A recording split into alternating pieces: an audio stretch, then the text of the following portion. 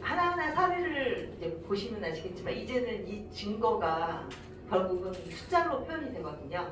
그래서 선관위에서 발표한 통계 시스템, 네, 통계 자료, 선거 결과가 어떻게 나왔는지, 그것이 얼마나 이상한지, 사전과 당일에 비교도 하고요. 그 다음에 20대 선거, 지난번 윤석열 대통령 뽑았던 20대 선거하고도 비교를 했어요.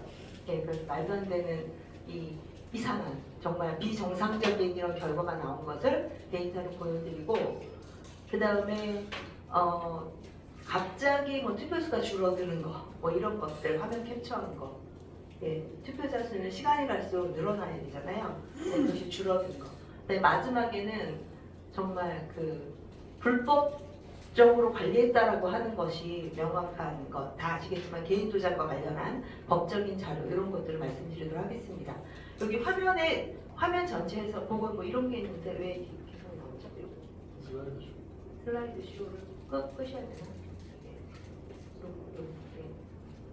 이게 뭔가 그게 전체 화면에서 그런 거 있어요.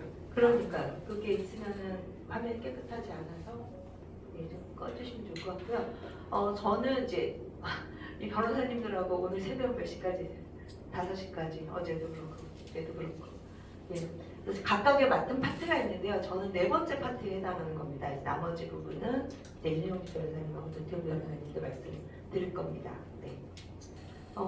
이 자료는 제가 이제 설명드리기 전에 정말 우리나라의 곳곳에 정말 전문가들이 있으시다. 그리고 그분이 주신 자료들 그걸 갖고 잘 정리를 한 겁니다. 그래서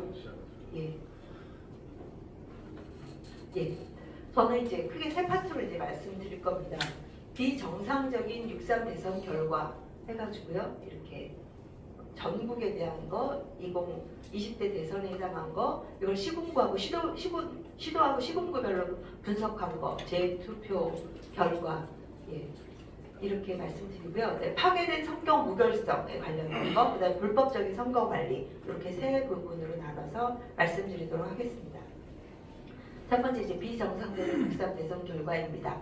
이것이 이제 최종적으로 21대 선거의 결과인데요. 당일 투표에서는 이쪽이 김문수 후보가 53% 이겼고 이재명 후보가 38% 이겼습니다. 사전 투표에서는 김문수 후보가 26.4% 이겼고 이재명 후보가 63.7% 이겼습니다. 엄청나죠? 두 배 가까이 되는 거. 그래서 결과적으로는 49.4 대 41.2로 이재명 후보가 이긴 걸로 되어 있습니다. 그러면 이 퍼센트를 비교를 하면요. 여기 당일 투표 대비 반이 줄어든 거고요. 사전 투표는. 이쪽은 이재명 후보는 플러스 25.7%. 엄청나게 늘어난 거죠. 이런 그래프는 같은 투표고 4일 내지 5일밖에 차이가 안 나는데 완전히 개별이 되는 거죠. 이번에 저희가 사전투표 하면 안 된다라고 하는 국민적인 각성이 있어서 투표를 안 한 사람이 있다 하더라도 이렇게 극명적인 거는 이제 이상한 거죠. 숫자별로 봤을 때도 여기 전체 숫자고요. 당일 투표에서는 736만 표를 이겼고, 그 다음에 사전 투표에서는 이재명 후보가 이렇게 736만 표, 그 다음에 사전 투표에서는 993만 표 이렇게 이겼고 당일 투표에서는 김문수 후보가 엄청나게 이긴 거죠. 거의 차이를 보면 2배 반 정도나 이겼죠. 그런데도 다 더했을 때는 이 사전 투표에서 엄청난 차이가 있었기 때문에 김문수 후보가 패배한 겁니다.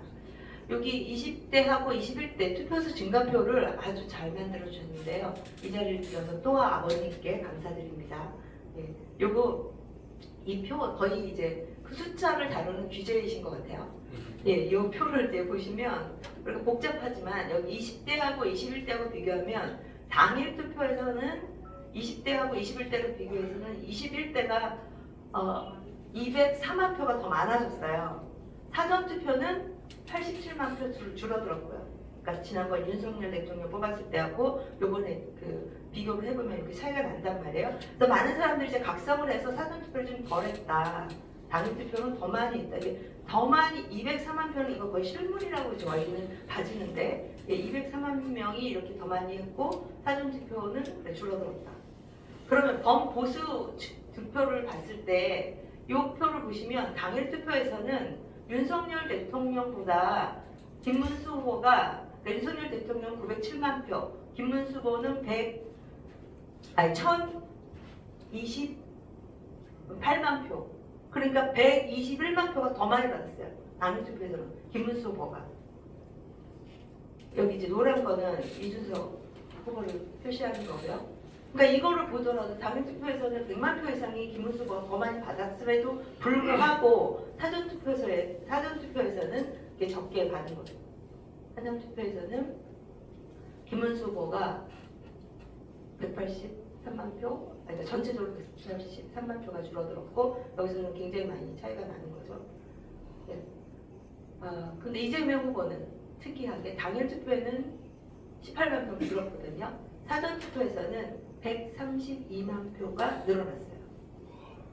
그러니까 이재명 후보를 찍는 사람들은 다 사전 투표를 해야 되는 그런 뭔가가 있나 봅니다. 네.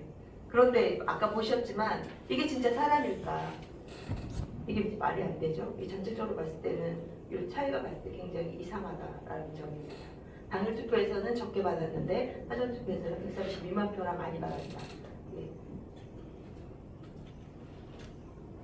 이것을 이제 시군구별로 이제 분석을 해봤거든요. 이재명 후보가 얼만큼 많이 득표했는가. 당일 투표에서는 증가된 곳이 88곳밖에 안 돼요. 165개 시군구에서는 65%에 해당하는 시군구에서는 감소했다는 거예요. 당일 투표에서 이재명 후보가 그렇게 적게 받았다는 거죠. 득표수로 봤을 때. 그럼 사전 투표에서는 3곳 빼고 다 많이 받았어요. 이게 이제 한 나라 같은 지역에서 이런 결과가 나올 수가 있냐는 거죠. 말도 안 되는 거죠. 이것을 시군구별로 이제 살펴보면은 이렇게 훨씬 더 잘 보이죠. 여기 종로구 같은 경우에는 이재명 후보, 김문수 후보 이렇게 봤을 때는 김문수 후보가 이긴 거예요. 예. 중구에서도 김문수 후보가 이겼죠. 그래서 당일에서는 시군구별로 김문수 후보가 많이 이겼고 사전에서는 엄청난 차이로 이재명 후보가 이긴 거죠. 그래서 사전하고 당일 차이 이쪽에 이재명 후보 64.01 빼기 33.02 그럼 30.99 사전에서는 이게 사전 빼기 당일하면 이게 이재명 후보가 플러스고요. 사전이 훨씬 많이 받은 거고 김문수 후보는 사전에서 당일을 빼면 마이너스 31.68로 적게 받은 거죠. 그래서 이게 차이가 이만큼 난다는 거죠. 다 그렇다는 거예요.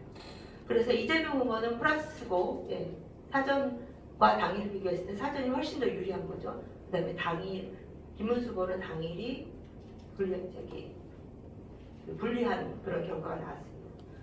그래서 이것을 이제 전체로 살펴보면 이게 각 시군구별로 보면 당일만 보면 1등이 200개가 넘는데 253개 시군구에서 200개가 넘은 곳이 김문수 후보를 1등으로 뽑았어요.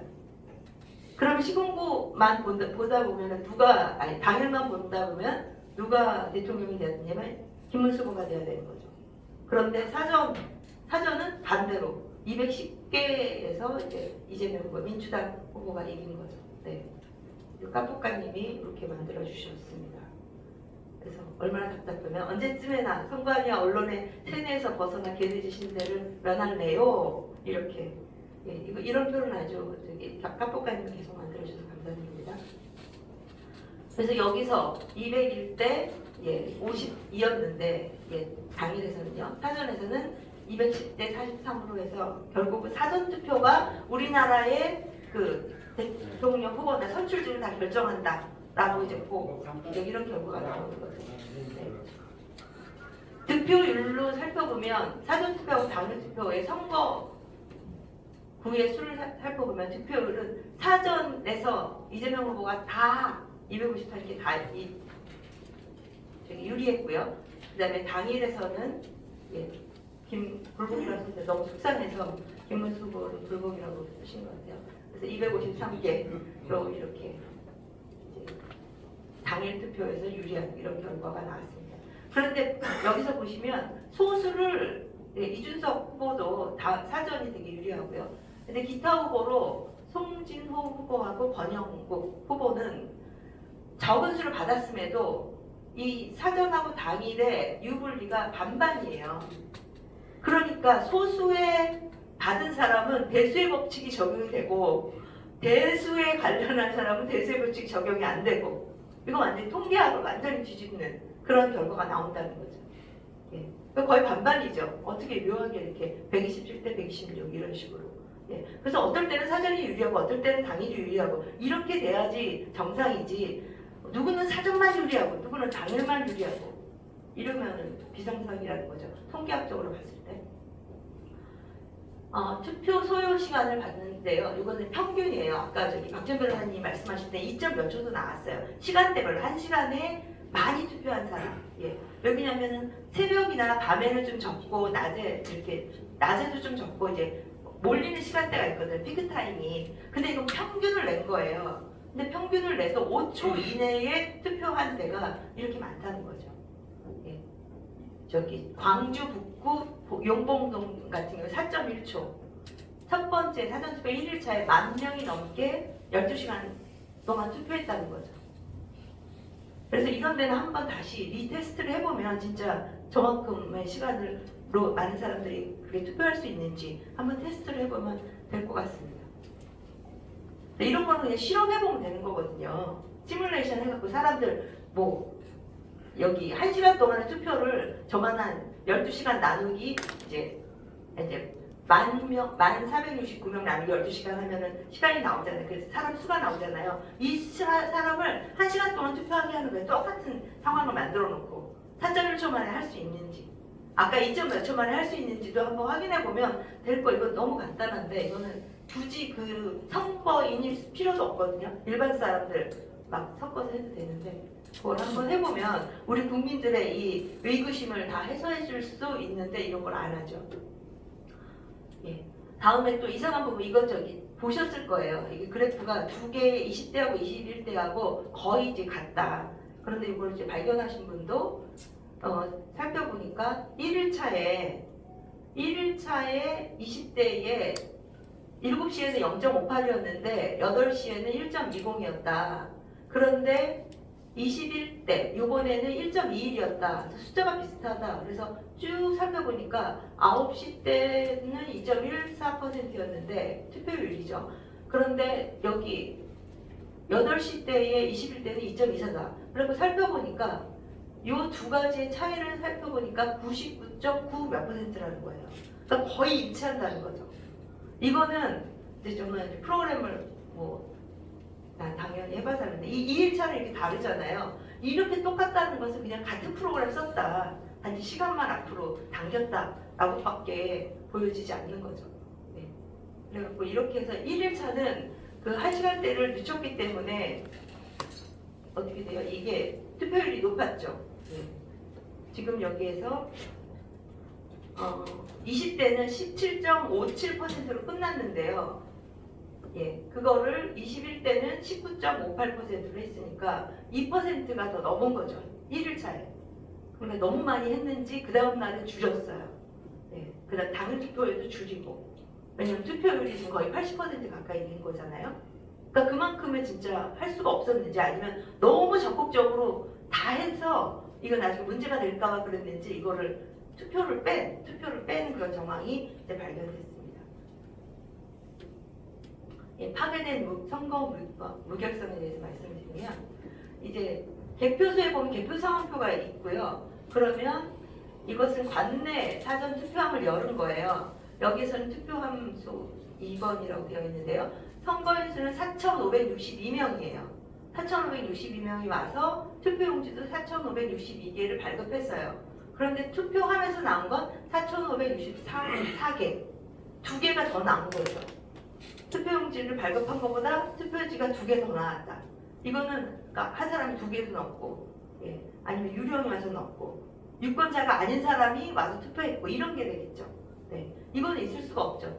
그래갖고 투표 용지 교부수 빼기 투표지금 마이너스 2. 그러니까 이 사람들도 플러스 2였다가 다시 이게 정정해서 마이너스 2라고 표시된 거죠. 그러니까 이분들도 어쨌든 실물이 그만큼 나왔으니까 할 수 없죠. 여기는 마이너스 2로 표현을 해주는 거죠. 근데 이거는 요것뿐만 아니라 계속 그 역대 선거에서 계속 이런 게 나왔습니다.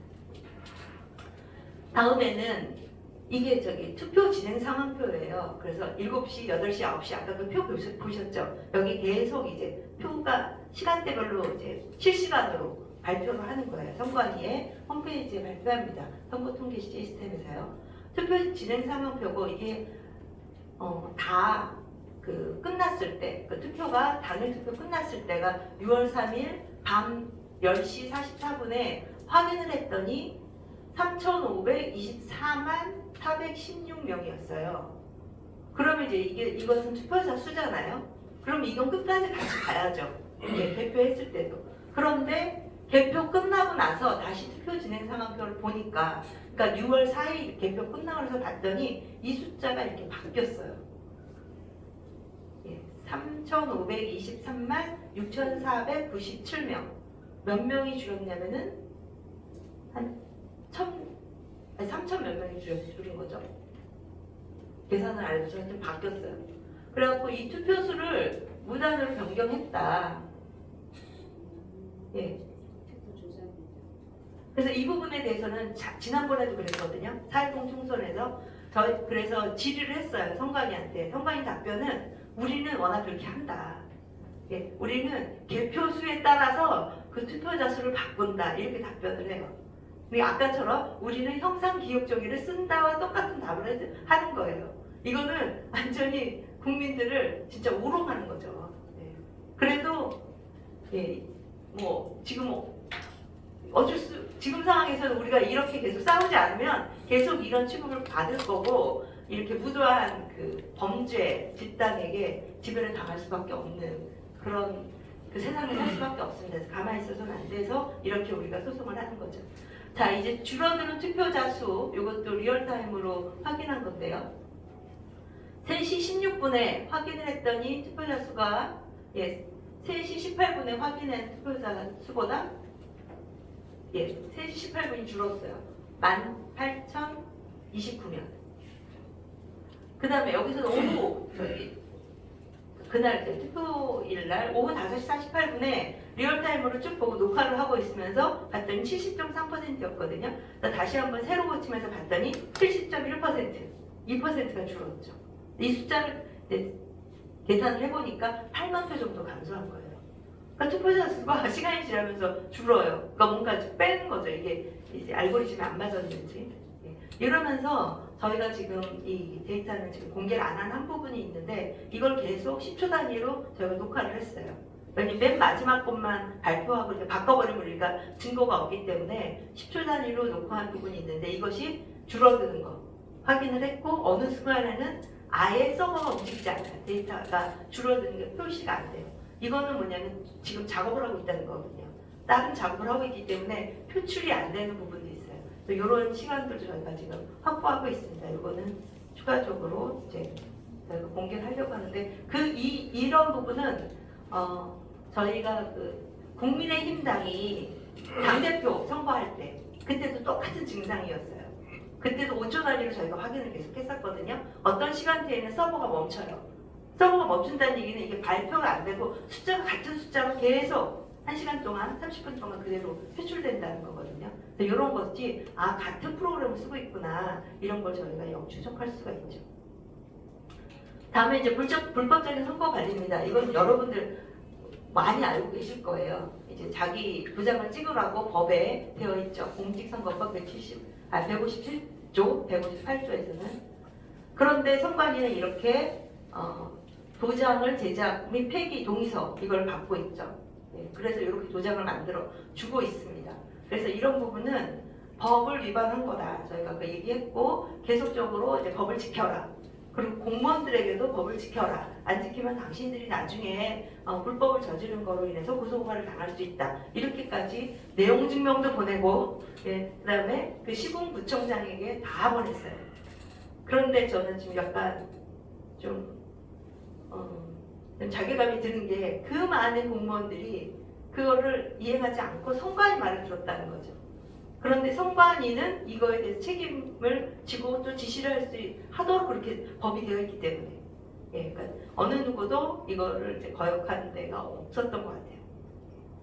그래서 우리는 선관위가 문제라고 생각하고 선관위가 도장을 제작해서 주고 나중에 반납하는데 이것이 위법한 거 아니냐 이렇게 질의를 했어요. 선관위 대답을 들었죠. 뭐냐면 공직선거법 상에는 투표관리관하고 사전투표관리관 사인을 제작하는 주체를 제한하는 별도의 규정이 없다. 네. 이렇게 답을 주는 거예요. 공식적인 답을.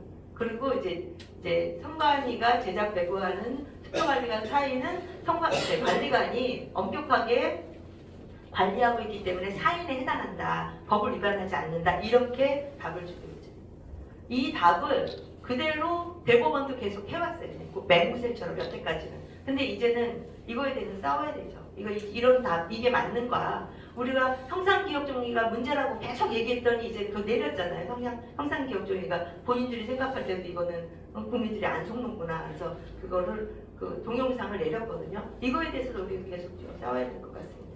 그래서 이렇게 동의서를 써야만 되도록 선관위가 그런 체계를 만들었기 때문에 이거는 공무원들도 그렇게 할 수밖에 없었던 것 같아요. 그러니까 이 부분은 이게 사인이 아니냐. 개인 도장을 찍으라고 한 것은 다 아시잖아요. 자기 도장을 자기가 계속 갖고 있기 때문에 투표 시간 이후에는 투표관리관 도장이 선관위에 있지 않죠. 근데 선관위가 이거 제작하고 나중에 반납받으면 모든 게 선관위 갖고 있는 거잖아요. 그럼 투표용지 마음대로 만들 수가 있고 그러니까 이상한 저렇게 가짜 투표지가 많이 만들어지는 게 아니냐 우리는 그렇게 보는 거고 이것은 성경 물걸성에도 문제가 되고 법도 위배된 거다 이렇게 얘기하는 겁니다. 법에서는 상위법에서는 투표용지를 인쇄하고 자기 도장을 찍으라고 되어 있는데 규칙을 만들어서 인쇄 날인으로 할 수 있다. 같이 투표용지하고 도장을 같이 인쇄할 수 있다 이렇게 만든 거예요. 그러니까 선관위는 자기가 법도 만들고 자기가 판결도 하고 완전히 우리나라의 상권분립 체계에 있지 않는 완전히 이상한 괴물 조직이 된 거죠. 챗 GPT한테 질문했던 건 이렇게 이상한 빳빳한 투표지가 나왔을 때 한번 물어봤죠. 투표용지에 도장을 사람이 직접 찍지 않고 함께 투표용지하고 도장을 함께 찍으면 어떤 문제가 발생할까? 첫 번째 대답이 투표용지 위조 위험성이 증가해라고 이제 얘기를 하는 거죠. AI도 아는 거죠. 도장은 투표관리관이 직접 날인하는 건 인증을 하는데 이것을 위조된 투표지를 쉽게 만들 수 있다. 이런 답을 챗 GPT도 아는 걸 어떻게 선관위는 그렇게 하는지 모르겠습니다. 저희가 지금 무효소송을 하는 부분은 투표용지가 되게 중요한데 정규의 투표용지를 법에서는 공직선거관리 규칙이 정해져 있죠. 투표관리관이 자신의 도장을 찍어서 교부한 투표용지, 사전투표관리관도 자신의 도장을 찍어서 투표용지를 인쇄하고 자신의 도장을 찍어서 교부한 것이 정규의 투표용지다. 그리고 공직선거법에서는 정규의 투표용지를 사용하지 아니한 것 이건 무효투표다 이렇게 정의되어 있기 때문에 저희가 이것은 불법적인 선거관리를 해서 무효다라고 주장을 하고 있는 겁니다. 이상으로 이제 비정상적인 6.3 그 해석 결과 통계적인 내용하고 그다음에 불법적으로 선거 관리하는 것 이 내용에서 살펴봤습니다.